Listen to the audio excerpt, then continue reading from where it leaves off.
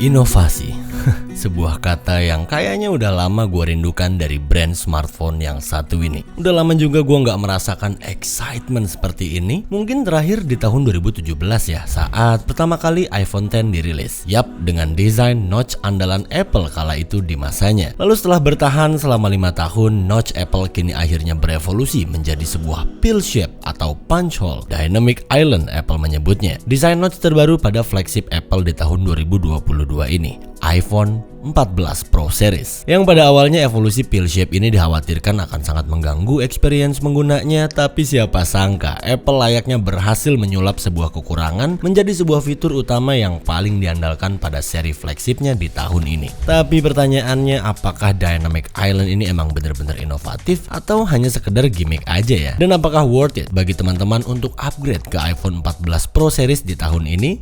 Kita akan bahas semuanya dalam video kali ini. Saya Indra and you're watching iTech Live. So let's get started.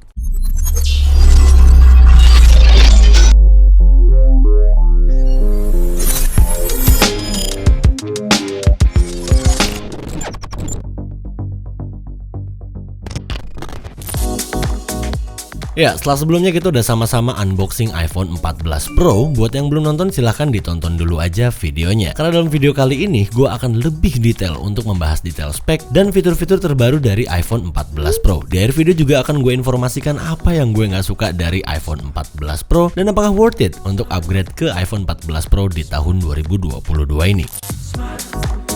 First of all, dimulai dari desain. Pada dasarnya grand design yang digunakan pada iPhone 14 series, baik yang Pro model apalagi yang base model, adalah desain yang sama seperti pada seri iPhone 12 dan seri iPhone 13.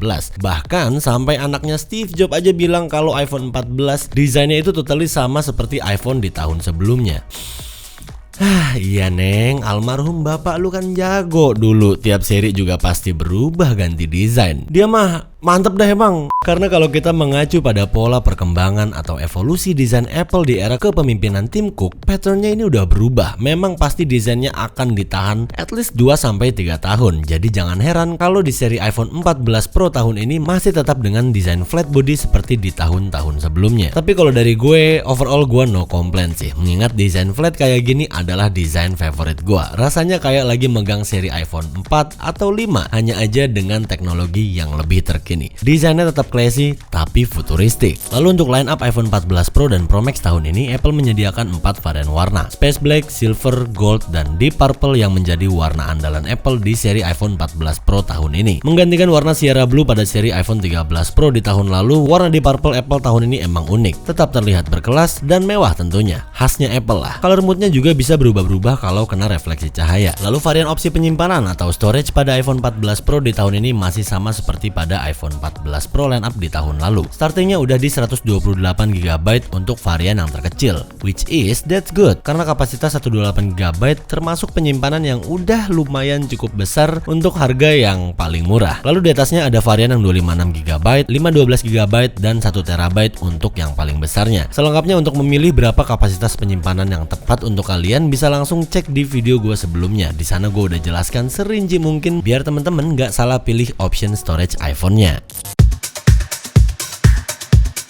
Resolusi display pada iPhone 14 Pro adalah 2556 x 1179 pixel dengan tingkat kerapatan display di 460 ppi. Juga diagonalnya ini adalah 6,1 inch. Untuk varian Pro Max yang punya diagonal 6,7 inch pastinya resolusinya lebih besar ya. Panelnya juga udah menggunakan OLED pastinya dengan teknologi Super Retina XDR display, signaturenya Apple yang nggak usah ditanya lagi deh kayak apa tajamnya dan beningnya layar iPhone 14 Pro ini. Khusus di seri iPhone 14 Pro ini juga udah punya tingkat kecerahan up to 2000 nits untuk di bawah sinar matahari langsung, jadi kalian tetap bisa melihat display iPhone 14 Pro ini dengan sangat amat jelas. Dan karena ini adalah Pro lineup, pastinya kita juga udah mendapatkan Pro Motion Display 120Hz refresh rate yang secara instan membuat experience pada iPhone Pro lineup jadi lebih spesial. Interface animasinya terasa lebih fluid, semuanya menjadi semakin smooth as butter. Performanya seakan-akan seperti di boost khusus untuk di lineup Pro model ini karena Pro Motion 120Hz-nya. Spesial di iPhone 14 Pro juga panel displaynya udah LTPO ya teknologinya, yang artinya refresh rate dapat naik turun menyesuaikan sesuai pada apa yang sedang ditampilkan pada display. Tujuannya antara lain adalah untuk efisiensi daya pastinya.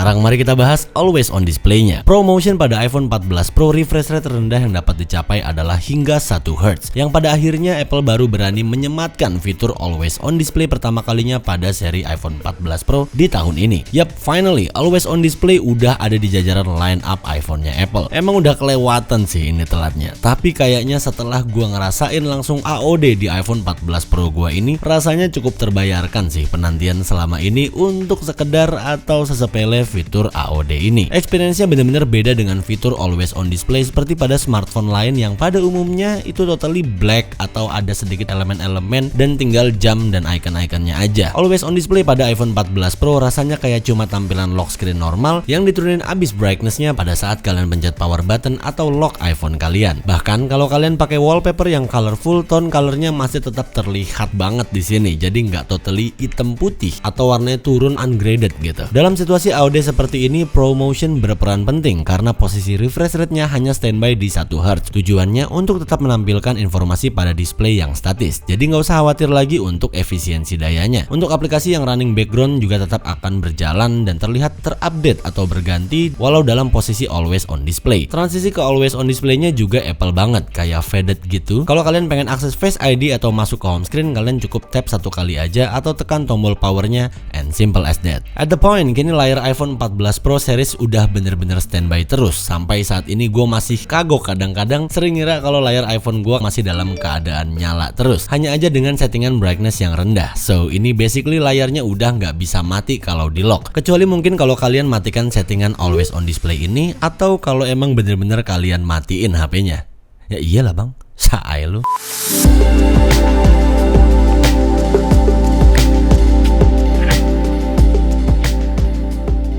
Akhirnya kita sampai ke pembahasan ini, Dynamic Island. Oke, mari kita bicara realitanya. Dalam hal pill shape atau punch hole ini memang bukan kali pertamanya ada pada device Apple yang satu ini. Mungkin kalian juga udah sering lihat bentuk-bentuk seperti ini pada brand-brand smartphone lain. Namun di sini yang menarik, tidak seperti pada kebanyakan brand di luar sana, Apple berhasil membuat notch atau punch hole atau pill shape ini menjadi lebih interaktif khususnya pada operating system bawaannya iOS 16. Seakan-akan menjadi lebih hidup dan dinamis. Yang tadinya ditakutkan akan mengganggu experience penggunanya, penerapan Apple cukup berhasil untuk menyulap sebuah kekurangan menjadi sebuah fitur yang menjadi kunci dari keunikan tersendiri pada seri iPhone 14 Pro ini. Technically, pill shape pada layar iPhone 14 Pro ini adalah layar mati. Kalian bisa lihat dengan jelas pada saat kondisi device iPhone 14 Pro ini mati, atau kalau kondisi layar lagi menampilkan warna hitam ini lumayan kelihatan kok. Bener aja di sini terlihat seperti inisial I, seperti pada rumor-rumor yang udah lama kita bahas sebelumnya.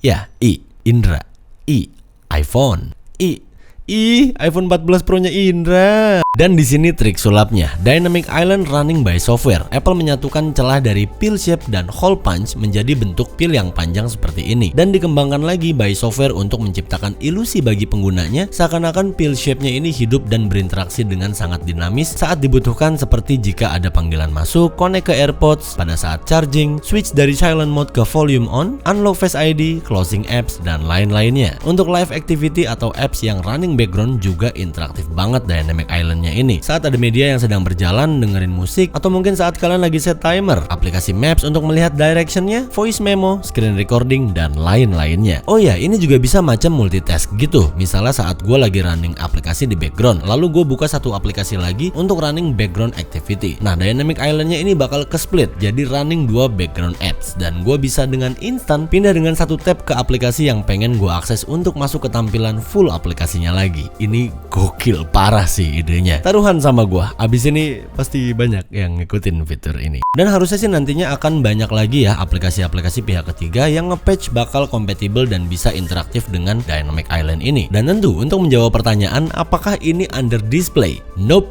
jawabannya tidak. Tetap ada dead zone pada inisial I, Indra, yang tadi udah gue sebutin pada saat kondisi device mati. Tapi so far karena pill shape-nya ini cukup kecil, jadi seakan-akan kita bisa full touch walau di tengah Dynamic Island-nya ini sekalipun, dan masih tetap responsif di sini. Untuk experience saat bermain game, nonton YouTube, Netflix, buka apps, pill shape-nya ini akan tetap ada. Tapi so far buat gue ini nggak terlalu ganggu banget kok. Mungkin karena gue udah biasa dengan notch-notch Apple di seri iPhone X ke atas. Malah menurut gue ini akan menjadi poin unik yang bakal sangat menarik perhatian orang di sekitar yang akan langsung notice kalau itu adalah Dynamic Island iPhone 14 Pro.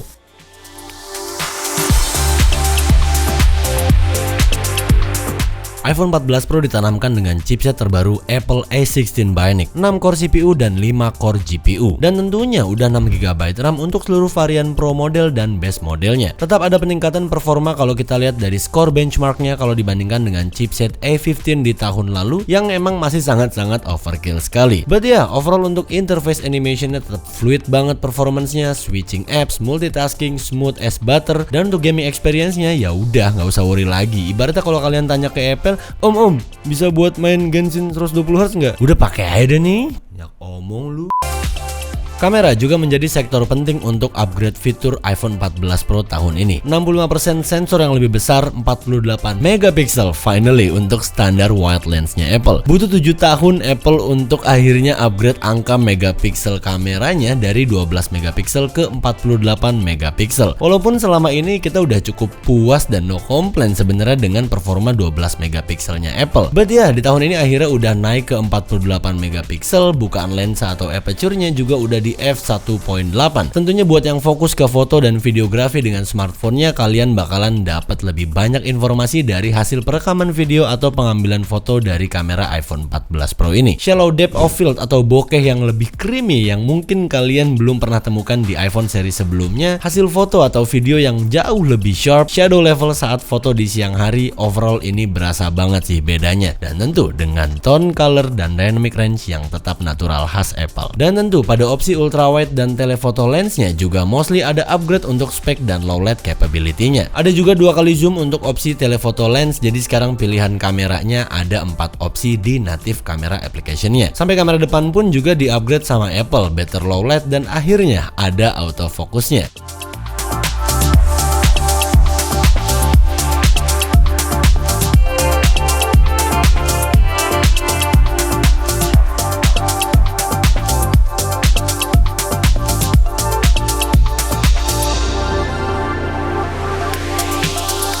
Untuk perekaman video juga ada improvement, khususnya untuk di stability-nya. Sekarang ada opsi yang namanya Action Mode untuk mengoptimalkan di sensor shift stabilization iPhone 14 Pro ini. Dan ternyata walaupun croppingannya lumayan besar, tapi untuk hasilnya ini oke banget sih. Bener-bener stable shot, berasa jadi kuyang, tahu nggak? Melayang aja udah. Berikutnya gue janji akan lebih deep lagi bahas soal fitur kamera pada iPhone 14 Pro ini. Mungkin sekaligus gue akan compare juga dengan kameranya iPhone 13 Pro. So stay tune. Dan berikut adalah hasil perekaman video dengan kamera iPhone 14 Pro.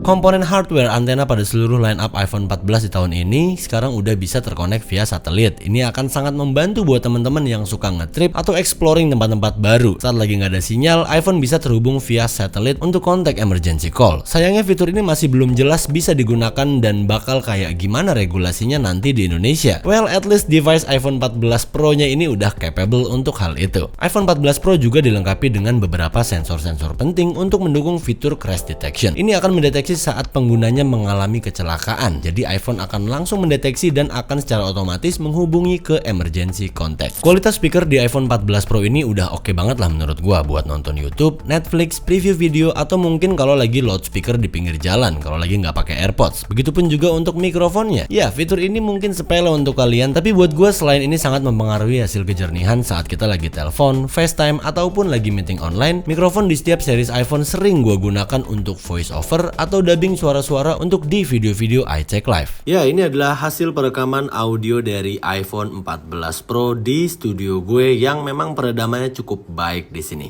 Gimana, kalian bisa mendengar suara gue dengan jelas atau tidak? Ini adalah sampel audio mikrofon dari iPhone 14 Pro untuk outdoor testnya. Saya lagi di pinggir jalan. Untuk arus lalu lintas masih tetap lancar, hanya aja gotnya luber.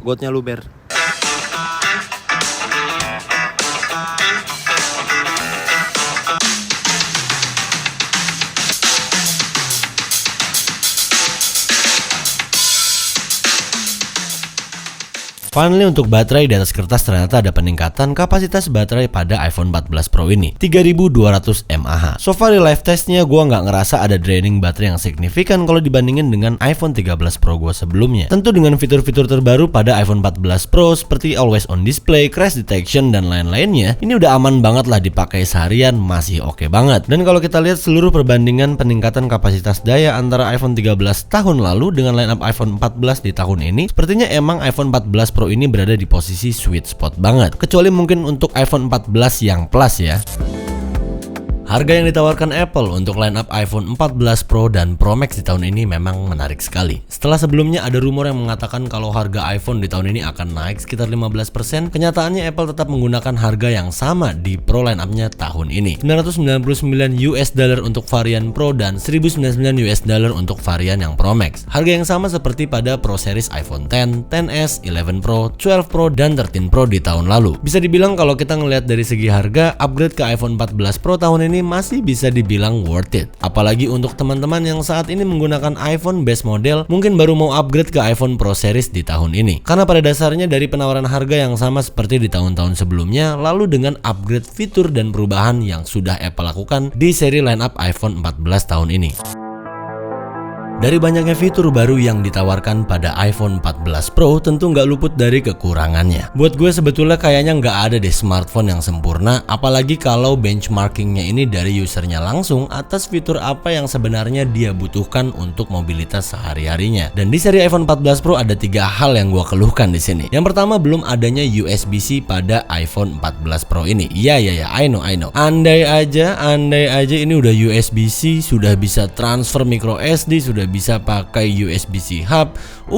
Lalu yang kedua adalah desain body yang hampir 90% kayak iPhone 13 Pro. Ya kalau misalnya memang Apple masih pengen nahan flat design seperti ini, minimal dikasih diamond cutting dikit lah kayak di seri iPhone 5, biar ada kinclong-kinclongnya gitu sebagai pembeda. Yang terakhir mungkin soal warna ya. Menurut gue warna-warna di Pro lineup Apple ini udah template banget. Kalau nggak grey, hitam, silver, gold, sama ada purple yang emang udah keluar jadi spring color di tahun 2021 lalu. Harusnya Apple bisa lebih berani lagi main ke warna-warna yang lebih unik kayak red. Belum pernah kan lihat iPhone Pro model stainless finish warna red? Atau mungkin angkat balik warna rose gold dengan flat design finish seperti di iPhone 14 Pro ini.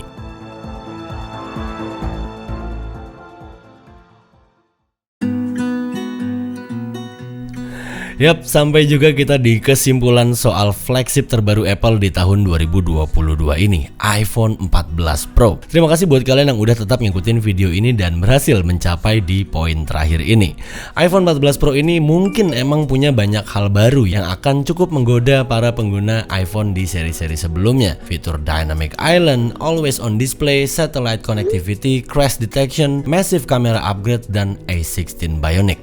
Tapi pertanyaannya, apakah worth it upgrade dari seri iPhone 13 Pro tahun lalu? Atau mungkin Pro model di bawahnya lah? Well, buat orang kayak gue gini yang emang suka main di sektor kamera, suka dengan hal-hal yang berbau new experience, dan juga better chipset and battery performance kali ya, ini worth it banget rasanya. Apalagi iPhone 14 Pro ini masih dibanderol dengan harga yang sama seperti lineup iPhone Pro model di tahun lalu. Dan mungkin ini bakalan jadi massive upgrade juga buat kalian yang saat ini masih pakai iPhone yang base model atau seri iPhone 8, 7, dan seri-seri sebelumnya lah yang emang lagi ada rencana mau upgrade ke seri Pro lineup untuk pertama kalinya di tahun ini. Terlepas dari fungsi fiturnya bakalan kepake atau enggak, gua rasa itu udah urusan dan tanggung jawab masing-masing ya. iPhone 14 Pro ini kita semua tahu lah bukan barang yang murah. Nggak lucu aja kalau ternyata nanti ujung-ujungnya masih tetap nggak kalian maksimalin. Atau mungkin aja seperti iPhone yang sedang kalian gunakan saat ini. Kalau ikutin teknologi emang nggak ada habisnya. Mungkin mau sampai tahun di 2536,7